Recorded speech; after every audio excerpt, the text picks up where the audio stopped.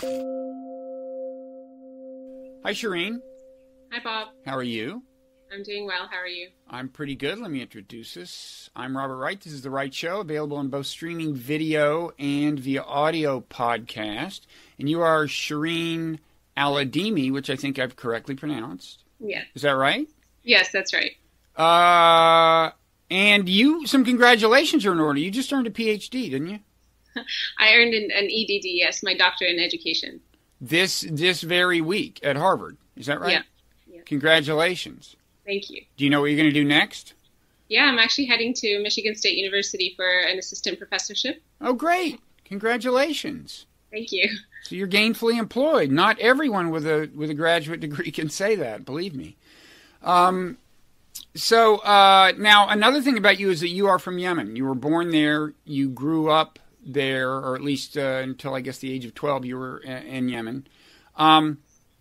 And unbeknownst to many Americans, America is in some sense involved in a war in Yemen, and has been for a few years. And so I wanted to talk about that from your perspective. You've become a little bit of an activist. I mean, I don't know how much time you spend actually like marching in the streets, but you've got a somewhat active Twitter feed. You're paying a lot of attention to the issue. Understandably, you have a lot of family in Yemen still, right? I do. So I would just like to, explore the whole issue from your perspective and try to help people understand a little more clearly how we got involved in this, what the stakes are, and what kind of toll it's taking. For starters, what kind of toll is it taking? How would you describe what's going on in Yemen right now? Well, I'll tell you what the UN says. The UN says that this is the world's worst humanitarian crisis. So I'll start with that. And what that actually means is that 80% of the population in Yemen, around 25 million people, are in need of humanitarian aid every single day. 13 million are dependent on emergency services. So, there's a complete collapse of the economic sector, the health sector, the education sector. People are really just desperate to find food, to find clean water. It's really as bad as it can get anywhere in the world. Okay. Now, it's a civil war between it's as commonly described, between the Houthis in the north and the I guess technically the officially recognized government in the south. Is that right? Well, the officially recognized government is not in Yemen. It's based out of Saudi Arabia. Okay, so they're don't even have an office. So it's a government in exile. Yeah. And a civil war is how it began, but it can no longer accurately be described as a civil war, given how many foreign countries are involved in the war. Uh-huh. And Saudi Arabia is doing a lot of bombing, I guess, of the Houthi-held area, right? So the Houthi-held area is where 80% of the population lives. So when the Saudis bomb, they're bombing most Yemenis. Okay, and and there's various. Well, first let's elaborate a little on the toll. So how many people have been killed? The civil war started in 2015, about 3 years ago. Right. And how many people have been killed? Well, first of all, in directly, like through violence. Through violence, the figures say 10,000 civilians, but that figure was last updated by the UN in January of 2017, and we know that the bombings are ongoing every single day. The local toll is more like 15,000 people, civilians that have been killed by just airstrikes mostly. Mm-hmm. And then there is also, there's other sources of mortality. I mean, well, first of all, wars are often disruptive and lead to, like hospitals go out of commission and so on. But in addition to that, there is a blockade. Is that strictly a weapons blockade or what? Well, it's a blockade for whatever Saudi Arabia decides it is. In November, they decided that they were also going to prevent all food from coming into the country for a couple of weeks, and lots of people died then. But they're saying that they're trying to prevent weapons entry into Yemen, but they've also prevented aid shipments. So organizations like UNICEF and Save the Children Oxfam have had difficulties bringing in medicine and personnel and food and, clean water into the country. So, it's a blockade that prevents the entry of fuel, food, medicine, water, you name it. Mm-hmm. Mm-hmm. And so what is the U.S. doing in support of the Saudi war effort? So the U.S. has been involved right from the first day of the U.S. bombing in Yemen. During the Obama administration. During the Obama administration. And it's just seamlessly continued through the Trump administration without, any really discussion about the U.S.'s role in Yemen until recently in Congress.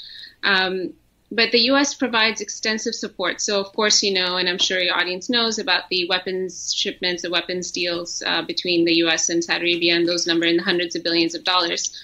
But in addition to that, the U.S. refuels Saudi jets midair. So as they're bombing civilian targets or whatever else the Saudis are saying they're bombing, the U.S. Army helps refuel their planes midair. They also train soldiers. They provide logistical support.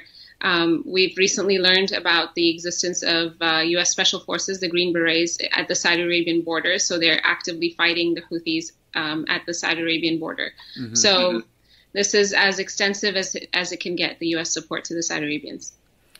Okay. And just to step back and locate your origins in this context, you were born in the South, is that right? I mean, Yemen was once two countries, right? Because there was North Yemen and South Yemen until I think 1990, because the British had occupied South Yemen while Northern Yemen, I guess, remained in the hands of the Ottoman Empire or something.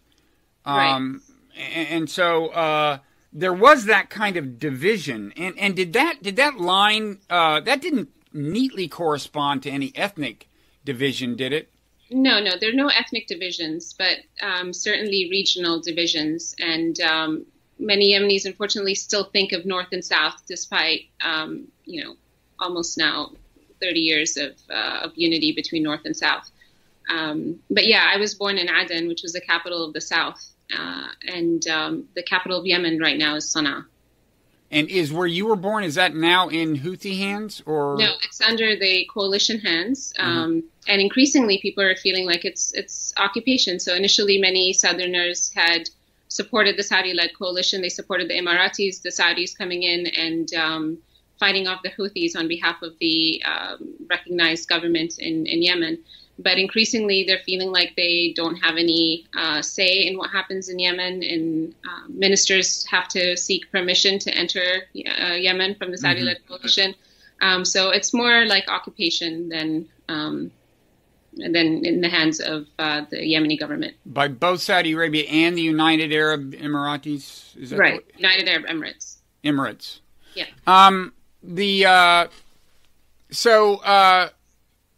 So the part that you were the part that you remember is nominally being supported by Saudi Arabia, but what you're saying is that the people are increasingly not enthusiastic about the Saudi support, even right. there. So the United Arab Emirates are operating secret weapons in the south. Anybody that they suspect of being associated with Al-Qaeda or Muslim Brotherhood or anything that the UAE decides to label as a terrorist, anybody that they label as a terrorist, they basically kidnap them, and these people are, found, or we're told that they're in secret prisons where the UAE is involved in extensive torture. So that's not what the Southerners welcomed when they thought that they were welcoming Saudi Arabia and the United Arab Emirates. And increasingly also the UAE seems to have ambitions in South Yemen. There's an island called Socotra off the coast in the south, and they seem to have some plans for occupying that island as well. So, nobody's in it for the people. Every country obviously is in it for its own strategic interests, and that's what's evident in Yemen. Yeah, and the strategic, one of the strategic interests commonly cited is that the Houthis are said to be allied with Iran. There's argument over the extent to which that's actually the case. But is that the most commonly cited reason by Saudi Arabia for the well, I guess they also, people who intervene always say they're doing it on behalf of the people, so I'm sure they say that. But as far as their strategic, as far as why they're interested in it, is that the thing they most often say? So that's what they say. They say that Iran is involved in Yemen, that Iran is, that the Houthis are Iranian puppets, that Iran is intending to control Yemen through the Houthis. And that can be nothing, can be further from the truth. It's, of course, not challenged very often, but the evidence for any extensive Iranian support in Yemen is scant. Here we are more than 3 years into the war. You don't find any Iranian generals in Yemen. There aren't any credible accounts of any Iranian weapons shipments in Yemen. Like you mentioned earlier, there's a blockade which the U.S. Navy is also helping enforce, and so the country is blockaded land, air, and sea by the Saudi Arabians in the United States. But we're somehow led to believe that the Iranians are sneaking in missiles to Yemen. So that's what the Saudi Arabians are saying. That's, of course, not why they're there. Now, I guess the evidence cited is generally that weapons of Iranian origin have been found in the hands of the Houthis or have been used by the Houthis? That's what they're saying. But, for example, Nikki Haley had famously held up a missile saying that this had Iranian parts. Well, that missile had more American parts than Iranian parts. Ali Abdullah Saleh, the previous president of Yemen, had for years and years and years stockpiled missiles and weapons. And so that's what they're using. And it's not very much. I mean, they don't even have an air defense system against Saudi missiles. And so you would think that if Iran was providing anything, they'd provide that as well. But there's been no evidence of that. Well, certainly, I mean, Syria shows us what it looks like when Iran decides to get involved in a thoroughgoing way. It's definitely not that. I mean, you know it when it gets to that extent. Exactly. This issue on so if I remember her photo op with, didn't she actually drag out this missile, Nikki Haley, Yeah. So if it was established that there were American parts as well as Iranian parts, does that get reported anywhere or? Yes. Okay. So 2 days after her photo op with the missile, there was a UN secret report that was published by The Intercept that said that there was no evidence that that missile came from Iran, that it was from within Yemen, and that doesn't get reported. And so, there's all this buzz about Iranian influence in Yemen, but the evidence is just not there to support it. So, I know it isn't your job to opine on the actual motivations of American politicians, but I'm genuinely puzzled, when you see how enthusiastic people Secretary of State Pompeo and presumably Bolton and the whole crew is for supporting Saudi Arabia. Do you think they are we know they are deeply anti-Iranian. That is clear. Do you think they are genuinely under the impression that this is like an Iranian proxy war, or? Absolutely not. I think the motivation simply, honestly, is money. The Saudi Arabians have interest in Yemen. So Yemen is at the southern border, and Yemen controls Bab el-Mandab, which is the Strait of Bab el-Mandab, where 4 million barrels of oil travel every single day, largely, Saudi Arabian oil. Of course, the U.S. also wants to maintain some strategic influence in that area. But looking historically at the relationship between Saudi Arabia and Yemen, Saudi Arabia has always had an influence in Yemen politically. So we always had somebody in power in Yemen who was willing to do Saudi Arabia's bidding. Ali Abdullah Saleh was very famous for that. And part of the Houthis' rise to power was their anti-interventionist stand, so anti-foreign interventionist stand. And so for the first time, Saudi Arabia felt like they would have somebody in power, if the Houthis were to gain that much power, who just would not serve their interests in Yemen. So that's why they attacked.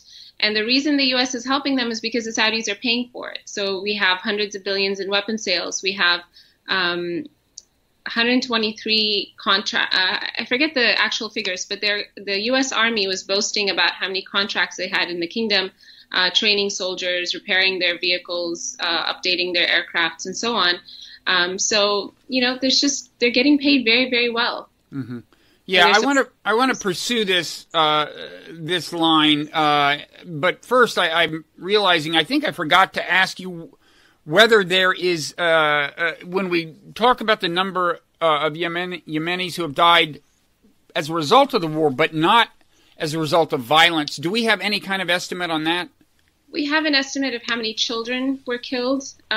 So these are estimates from the UN and from Save the Children. And the numbers honestly are horrific. In 2016 and 2017, so this doesn't include 2018 or 2015, but in those 2 years, 113,000 children either starved to death or died because of diseases like cholera. Oh my the God. cure for cholera is clean water. And hydrating with electrolytes and clean water. Yet 113,000 children, died of starvation. So the water system is disrupted by the bombing? Well, again, corruption and poor management of water supplies in Yemen meant that Yemen was importing a lot of its water from Saudi Arabia, ironically. Yemen imported 90% of its food and water from outside sources before the war. And so when they're blockading the country and they're deciding what comes in and what comes out, there's no clean water in the country. They target, they've bombed facilities that purify water.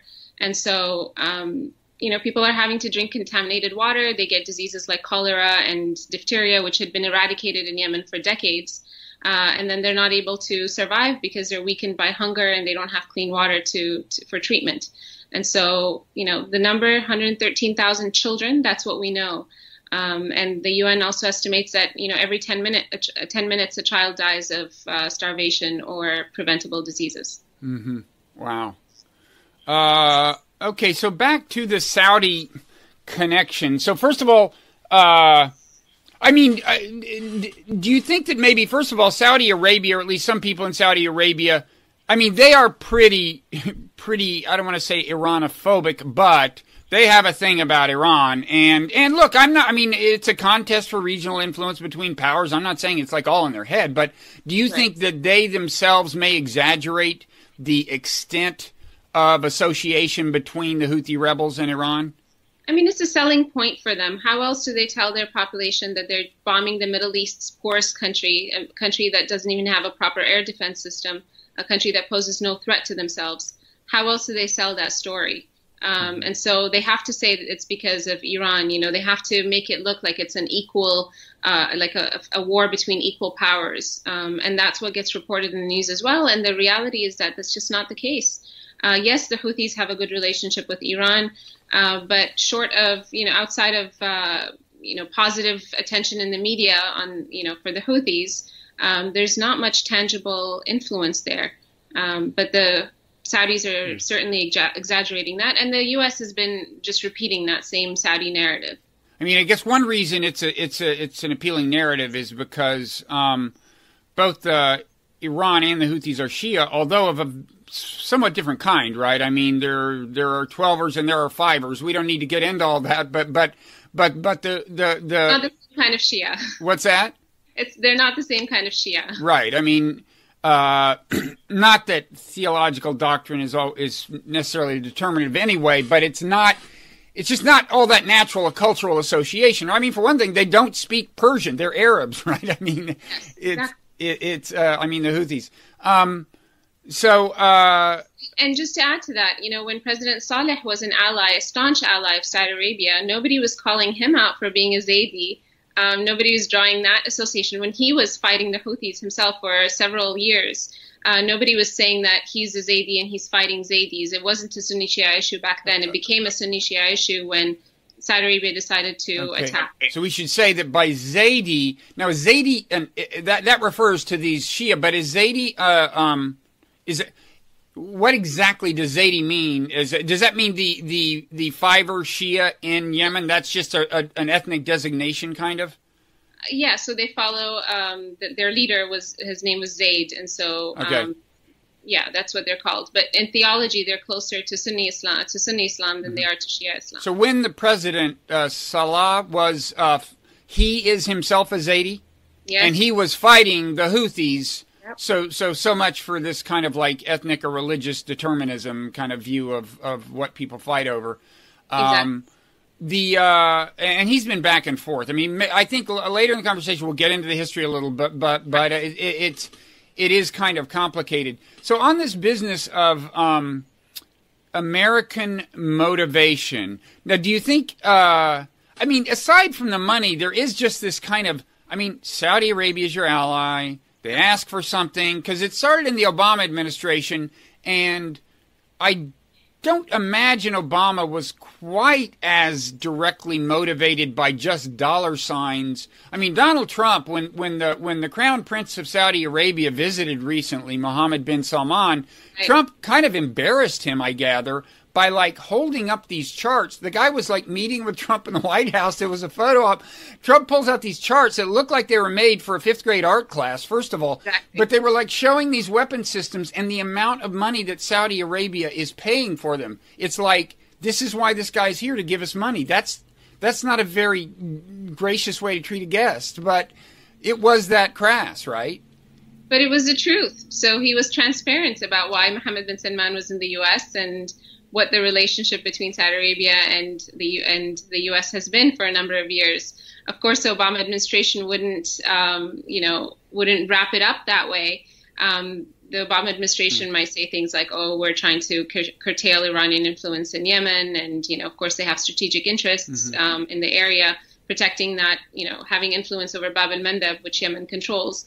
But at the end of the day, I still think that largely it's because Lockheed Martin and Textron and all these companies have just made so much money from the Saudis, and they continue to pay. So we continue to provide those services. And some of them, I mean, these defense contractors, some of them also support Washington think tanks pretty big time. I mean, I haven't looked into this in a long time, but I think the Center for New American Security, which styles itself as a kind of a liberal-ish think tank, and in fact sent some officials into the Obama administration, I'm pretty sure it has gotten defense contractor money. And, if you look who writes the op-eds, they come from these think tanks. Yeah, exactly. And just to go back, I did find that reference for you. There's 123 contracts with the Saudis currently, totaling $120 million per month. So that's in addition to the billions sold in weapons. So it very much is a relationship, I think, based on money. Yeah. We should say, by the way, there was recently an item about how this very think tank, the Center for New American Security, got money from, I think, UAE. It was a Persian Gulf state that paid, like, for one report, they paid $250,000. Wow. I just want to say, I can do it for cheaper. I will give them a report for $150,000, and it too will say whatever they want it to say. But I forget whether that was UAE, but it was CNAS. It was that think tank. Okay, so, and maybe we should talk a little about this prince, because he really, I don't know when. So he was elevated through some intra-family like maneuverings in the Saudi Arabia, and he is now the heir apparent. Right. And he's kind of running the show. Yes. And he greatly, after his elevation to this position of influence, or some position of influence, he greatly accelerated the war, right? So he began this war, actually. His father took power in January of 2015 and made him defense secretary. And at the time, he was deputy crown prince. Now he's crown prince. But, so January, his father and he and his father take control. And in March, he starts bombing Yemen. And what he was saying at the time, he called the Operation Decisive Storm. So implying that this was going to be just a 2 weeks mission. They're going to, just disable the Houthis in Yemen and somehow, go back to, quote unquote, restoring hope. And of course, we know that hasn't panned out for him. I think he was trying to prove himself. He had come into the international spotlight. Nobody knew how old he was. Nobody knew where he had come from. And as defense minister, this was his project. Yemen was his project. Okay. And he's been pretty warmly received. Tom Friedman wrote, I think it's fair to call this a kind of a puff piece about him. You remember the column, no doubt, right? Now, I guess he did mention Yemen in like one paragraph or something, but or did he not even mention Yemen? Do you remember? I don't remember him. Maybe he had mentioned it just in passing, but what I remember is from Friedman and from many other journalists in the U.S. when he was making the rounds here is Yemen is mentioned. He's allowed to say whatever he wants. So he blamed, for example, the humanitarian crisis on the Houthis, even though he's the one blocking the entire country. And that's it. There's no follow-up questions. There's no challenging of the narrative that Saudi Arabia has been mentioning. Okay. And maybe we should now back up a little into the background. I know it's complicated, but by way of figuring out, like, where like if Saudi Arabia would cease and desist, if the outside intervention stopped, like what we might expect or hope would happen, it might be useful to understand the background a little, right? So now, first of all, the U.S. was involved in Yemen before the Civil War. We were bombing, we were doing drone strikes against al-Qaeda targets. We still are. So they are in kind of a third area by and large. I mean, there's Houthi controlled and there's Saudi backed, and then there's more of like a hinterland where al-Qaeda is, or what? No, the Saudi controlled territories, they also share that with al-Qaeda. And so the interesting thing about al-Qaeda and their association with the Saudi-led intervention is at times during the past couple of years, the Saudis have been very open in their collaboration with al-Qaeda members.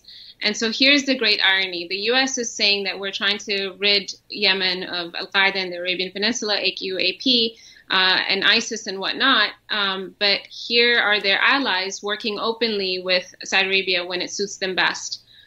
So this was documented by Frontline, by the BBC. The Hadi government that we support, that the U.S. supports, has appointed people on the list of U.S. terrorists as governors, for example. And so there's a close relationship there between Saudi Arabia, the Yemeni government that they're supporting, and al-Qaeda. And it's just a matter of a power grab now. Sometimes they have certain areas that they control. Other times al-Qaeda or ISIS come in and they wrangle control from the Saudis. So, for the rest of Yemenis watching this happen, it's like this complete, it's like living in the Twilight Zone. What's happening? The U.S. is supposed to be getting rid of al-Qaeda in Yemen, and here they are working with people who are openly working with al-Qaeda. So, on the one hand, we support the Saudis, and they do business with al-Qaeda, I guess partly because al-Qaeda has real influence there, and so the Saudis do business with them. But every once in a while, we kill some al-Qaeda with drone strikes, and the Saudis just kind of live with that, or what?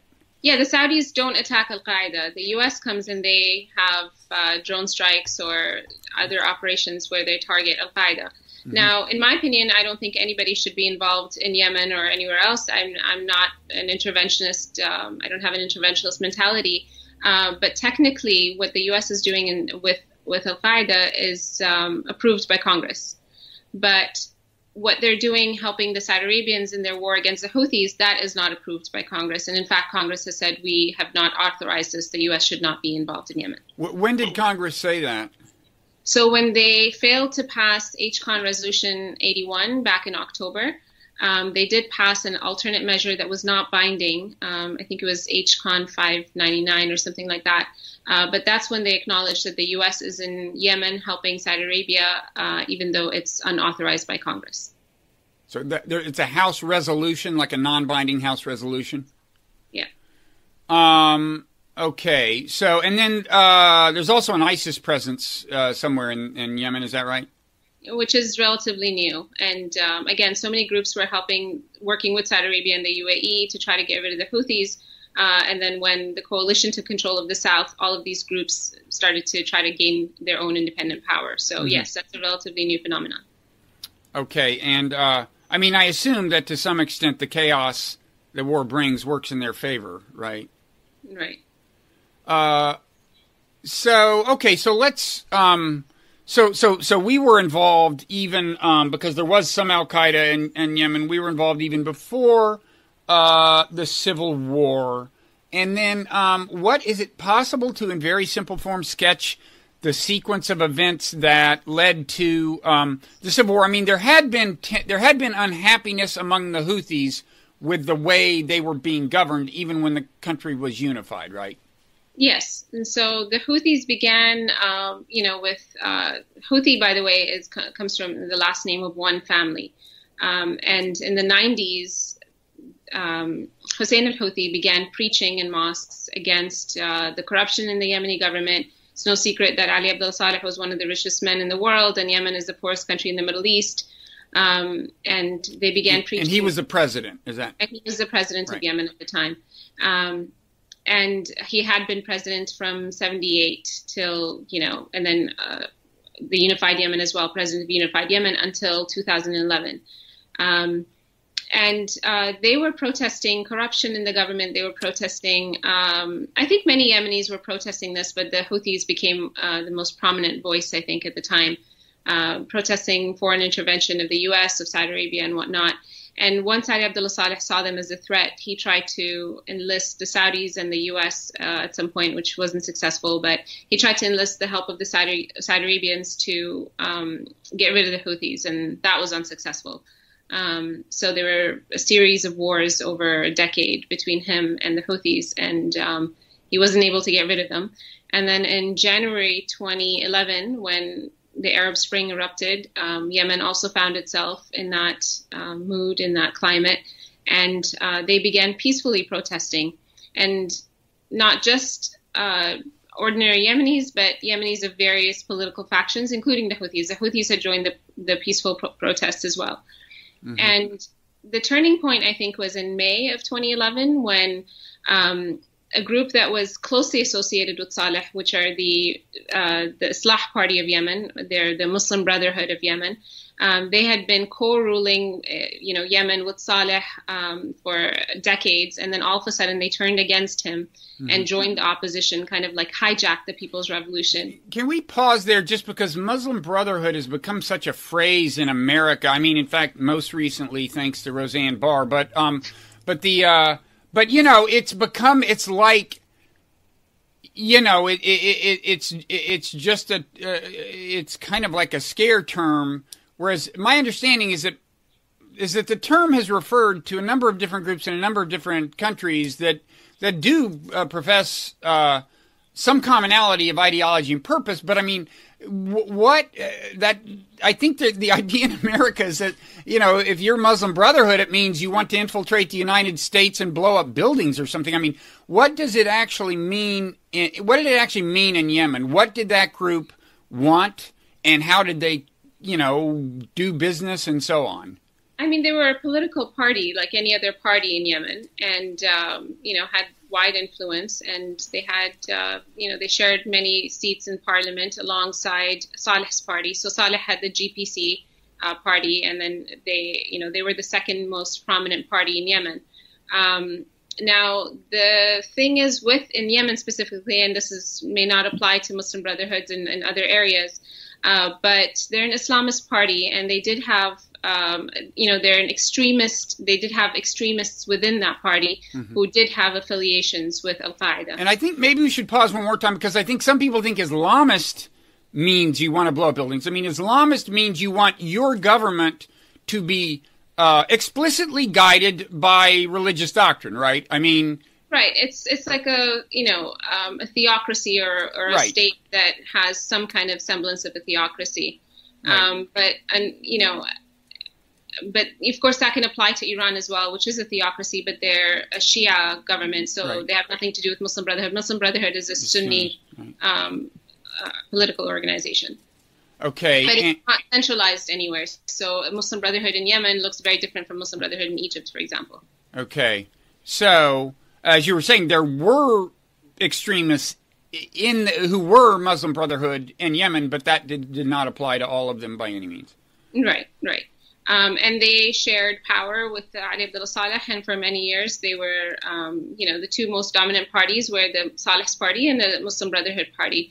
And so for them to join the opposition was very disingenuous. I mean, it was a grab for power. They saw an opportunity to turn against Saleh. Whereas people, I think what they were protesting was the system which they were very much part of.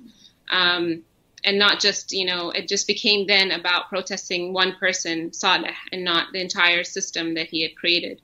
So the Sunni Muslim Brotherhood joined with the Shia Houthis at that point?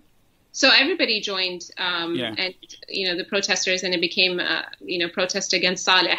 But that's when it turned violent, because prior to that, it was not violent. No other group had used violence. But then the the Islah Party decided that they were going to try to assassinate Saleh, and they almost succeeded. So, and it wasn't until he was treated, he had severe burns, he was flown to Saudi Arabia. He had refused to resign up until that point, and then finally when he did come back from Saudi Arabia, when he was after undergoing treatment in November of that year, that's when he resigned and handed power to his vice president at the time, who's Hadi. Okay. And so, but it wasn't until 2015 that the civil war per se, as we understand it now.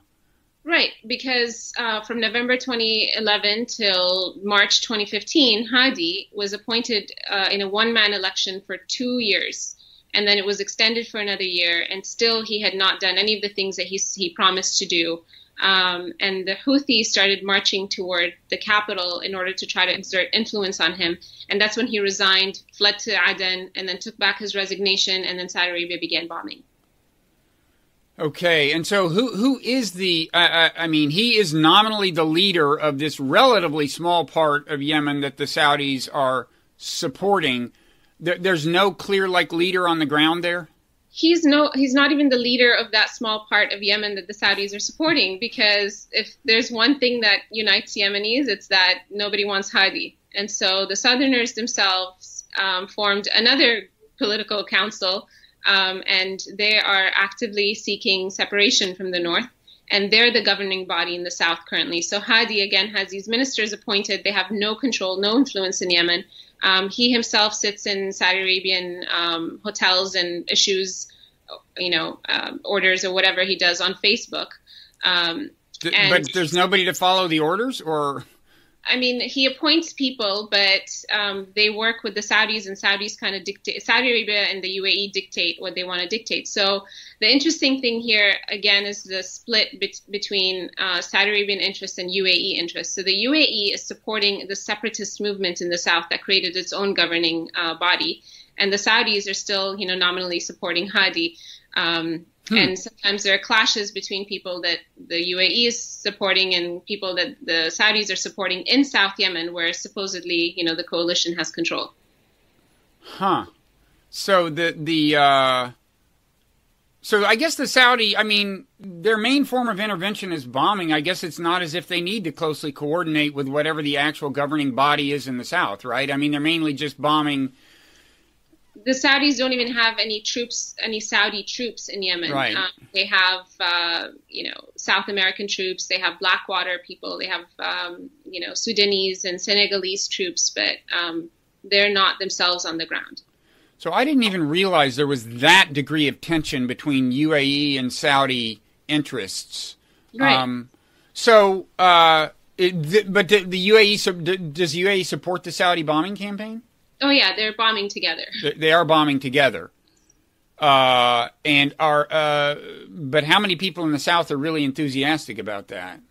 Well, not anymore, right? And Right. so I think a lot of people in the South saw this as an opportunity to gain secession from the North, which in my mind is ironic because they're accepting foreign occupation to repel northern Yemeni occupation. So it doesn't make any sense to me. But the idea was that we don't want to live under North Yemen anymore. We want to have our own country. Of course, Saudi Arabia has no interest in dividing Yemen. If they did, then they would have left in 2015, in July of 2015, when they gained control over the former South. Mm-hmm. So if you look at what the traditional border was between North Yemen and South Yemen was back when there were two countries, and the border that I guess defines a certain kind of national identity in the minds of some of these people still, the Houthis have exceeded that border. So some of the South is under, in the minds of Southerners, the control of Northerners. Is that fair to say? I think the Houthis are pretty much confined to what was the North? Yeah, historic northern Yemen. Okay. So what do you think would happen if outside intervention ceased? It sounds like it's a two-part question, because there is the bombing, the military intervention. But even if you took that out of the picture, you've got some UAE influence on the ground in the South. But if you just, so I don't know how you want to address the question. I guess it's a complicated scenario. It's still the best case scenario is that for all of this foreign intervention to stop, we have the U.S. helping and the UK and France helping extensively, Saudi Arabia and the UAE and a coalition of other countries. Qatar was also part of it until their spat with Saudi Arabia last summer. If you have all of these people stop their bombing campaign, lift the blockade, then of course there's still factions within Yemen that have to work their issues out. But that's for Yemenis to decide. Then that is truly a civil war or a civil conversation, or a national conversation, or whatever it looks like. Yemenis aren't even given the chance to think about what could happen, because right now they're just trying to defend themselves or survive, this foreign occupation and the bombing campaign and the blockade and so on. Do you think there is a lot of support on both the north, both the north and the south, for just separation, returning to either the creation of actually two nations, or some extreme degree of like autonomy? Yeah. That was on the table before this intervention. That was one of the things that the Hadi government at the time had explored, and people seemed to be considering that option. The northern Yemenis, by and large, still don't want to secede from the south. The southerners, many of them, want to secede from the north because of the 1994 war, where the north, basically, the south, and this is a war I lived through, the south had announced secession and the north attacked. And so they're seen as the occupiers. But I think people would be willing definitely to talk about, at the very least, some autonomous state, I don't know, Quebec within Canada or something like that. Mm-hmm. Mm-hmm. And so are you, how active are you? I mean, I know you try to bring this to raise awareness of this. This is basically an online thing for you, or what? I also do talks. So it started off online. Honestly, it started the day the war started, March 26, 2015. I just didn't know, I knew from family back home that there was a war happening, and I didn't know what was going on because none of the news outlets were reporting it. And so I just joined Twitter to learn more about what was happening. And then I thought, well, here we are in America, and people don't know the extent of U.S. Involvement in Yemen. So my focus has been to raise awareness to the American public, because I don't think that people would hear about this, would learn about it, and still accept what the government is doing to help Saudi Arabians really just destroy a country that poses no threat to us. And so I give talks, I write, I try to get people to call their senators and their congressmen, and in addition to sharing information online. Mm-hmm. Mm-hmm. And you feel you and others like you are having success? Is awareness growing? I mean, a little bit of success is, a lot. And when there was calls for the Senate resolution a few months ago, tens of thousands of people called that number that people set up to try to get their senators to not intervene in Yemen. And so I think that's progress. Mm-hmm. And, any kind of awareness on the issue is progress. Any kind of action that results is progress. Okay. And do you think the Saudis have a clear end game in mind? I mean, what do they have some dream version of Yemen? I think their dream version is that, the Houthis would just surrender. And by the way, the Houthis were not the only ones who were fighting the Saudis. Saleh turned against, worked with the Houthis for a while. Yeah, the former president, yeah. Right. It didn't end very well for him in the end. But how did it? You mean the Houthis killed him because while he was supporting them?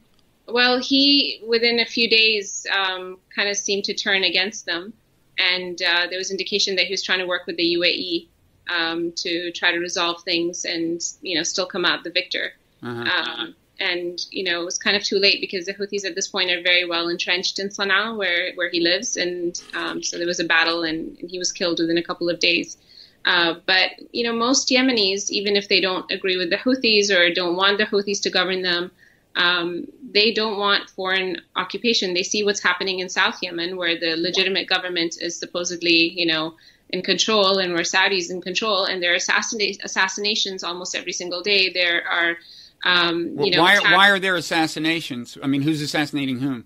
Well, there are all these different groups now vying for power, whether they're right. Muslim Brotherhood or Qaeda or ISIS or UAE-backed people or Saudi-backed people. And so, you won't see terrorist attacks in Houthi-controlled areas where 80% of the population live. But there are terrorist attacks all the time in the south. So the Houthi area is a place where their order would prevail if they would quit bombing it. I think so, because most of the internally displaced people have nowhere to go, so they're displaced internally, and they go to Houthi-controlled areas because at least they don't have to worry about bombs going off on the ground by Al-Qaeda terrorists or whatnot. And do you think the Houthis do aspire to control the whole country? Are they?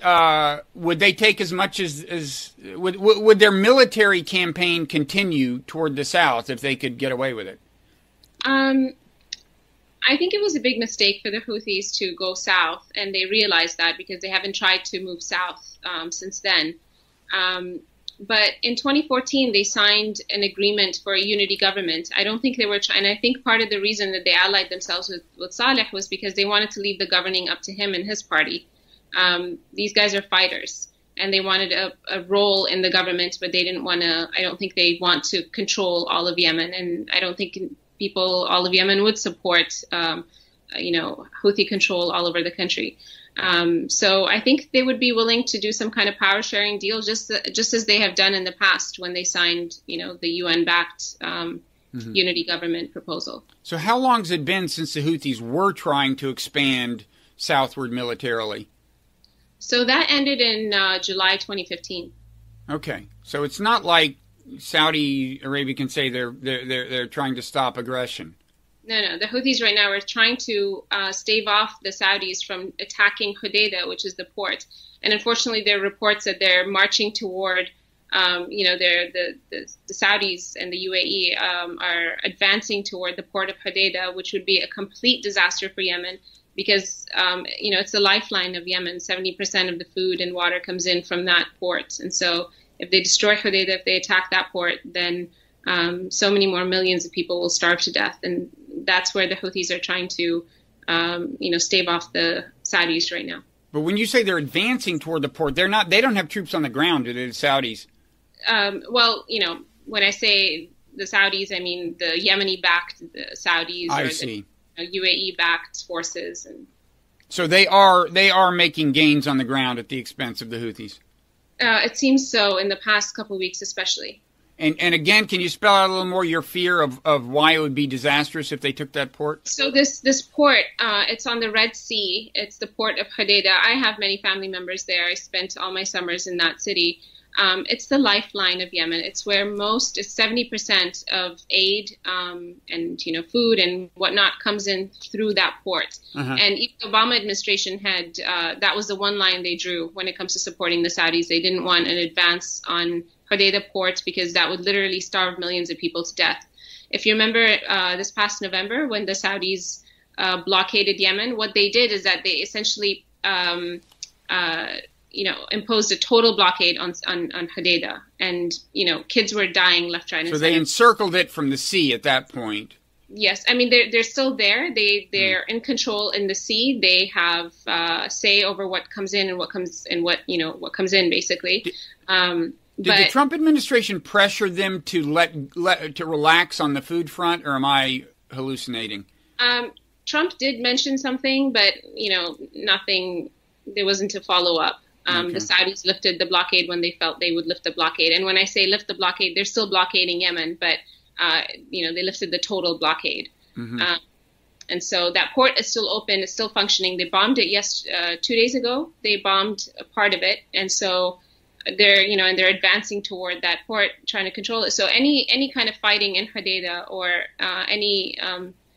if the Saudis control Hodeidah port fully and decide to blockade it again, fully, then people starve to death. It's as simple as that. Okay, because they will, to the extent they control the port, they will use it to deprive food to the Houthi area. In your view, as they have been, as they've shown, that they were willing to use starvation. Yeah. Okay. So this is not encouraging. The final question is just going to be on the minds of, or at least semifinal, going to be on the minds of some Americans is, okay, so there's Al-Qaeda and ISIS there. Is America helping itself on that front by supporting the Saudis? I mean, first of all, in my experience, usually groups like this, they have their hands full locally, and it's like they're not necessarily aspiring to send people to attack America if America leaves them alone. Not always the case, but sometimes. Yeah. Is that the deal? Is that the deal here? Yeah, this has nothing to do with attacking America. You have Al-Qaeda and ISIS there, so the question is, why are we helping Saudi Arabia, who works with Al-Qaeda when they see fit? Yeah. So that's really the big question. The Houthis have been the most successful group against Al-Qaeda. And that's not something I'm saying, that's something everybody's been saying. When they were left to fight the Al-Qaeda and ISIS, they were very successful at it. The Americans coming in and bombing, and then on the other hand, supporting Saudi Arabia, who works with the Al-Qaeda, makes no sense. And so leave it up to Yemenis to sort out their own destiny. Yemenis don't want Al-Qaeda and ISIS in their country. They're a small minority. People don't want them. They wreak havoc on civil society, and nobody wants them there. So Yemenis can be and have been very proficient at getting rid of Al-Qaeda and ISIS on their own. Now they're having to deal with that front, as well as, seeing America as the aggressor. I mean, there are posters all over Yemen that say USA kills Yemeni people. They see this as a U.S.-Saudi war on their country. So that, does that help recruiting for Al-Qaeda and ISIS? That's not going to help recruiting for anybody, because the people who are against U.S. intervention in Yemen are the Houthis, who have and not just the Houthis, they're ordinary Yemenis. They're people like you and me. They're my family back home. Nobody wants to attack America for anything. People just don't want America or the UAE or the Saudis intervening in their own country's destiny. So we're helping, if I understand correctly, we're helping Saudi Arabia bomb the people who are the most effective enemies of Al-Qaeda and ISIS in Yemen. Yes. In bombing in helping them bomb the Houthis, that's what we're doing. Yes. You would think if that idea got some airtime. Who's been saying that, actually? Senator Chris Murphy has been very vocal against, U.S. support, because he says those very same things, that we're helping these groups and not, And Senator Rand Paul has also been saying this very vocally. And recently, Senator Bernie Sanders joined that fight, and Mike Lee. And they try to propose intervention. And if you hear what they say in the Senate, this is what they're saying. They're saying, we're working with these terrorist groups over there. We are enabling them. We are, we're seeing as the enemy over there. We're starving children to death. This isn't some famine happening somewhere far away. This is what we're doing to this country. Right. No, it reminds me a little of Syria, where, an Iranian-backed Syrian government was doing a certain amount of effective fighting against ISIS, but America still considered them the enemy. I mean, the Iranian-backed Saudi government. I think we have to be very careful about which groups we fund and for what reason. And when you have a group like in Yemen, the Hadi government has sent a delegation to the UN for negotiation, and among that delegation was a person who's listed on the U.S. list of terrorists. They're not they're not hiding this affiliation with Al-Qaeda. They're being very open. So why are we still continuing to support these people as our allies? Mm-hmm. Okay, then this may actually be more like the final question. You alluded to having relatives near that port city that's currently under Houthi control, and yet you grew up in the south. So do you have family on both sides of the what is called the Civil War? Yeah, so I have family in Aden, in Sana'a, which is the capital. It's also under Houthi control. In Hodeidah, which is under Houthi control. In Taiz, which is split between Houthis and the coalition forces, and has seen tremendous devastation over the last few years. So I have family all over Yemen, and this is the reason I'm doing this. I'm not doing it because my work revolves around Yemen in any way. I'm doing it because this is the country I love, and people I love are being affected and being impacted every single day by this. Okay, well, thank you so much. And I gather that as far as what people can do about this, if they share your view on it, kind of write your congressional representative, or are there Facebook groups or anything like that? Honestly, that's the best way to go about it. If they want to learn more, we have a Twitter page set up called @YemenSource.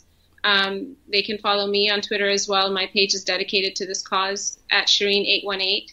But if they can just call their senators and their congressmen, tell them that we don't want any intervention in Yemen. This is not a call for intervention. This is the very opposite.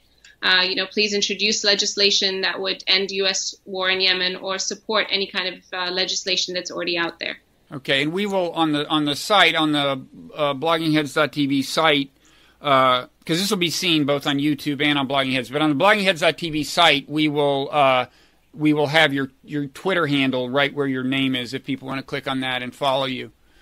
Well, thanks so much, Shireen, and congratulations again on being a doctor. Thank you. And you start teaching in the fall at Michigan State? Yes, I do. Okay. Well, enjoy it, and thanks for taking the time. Thank you so much for having me. Okay.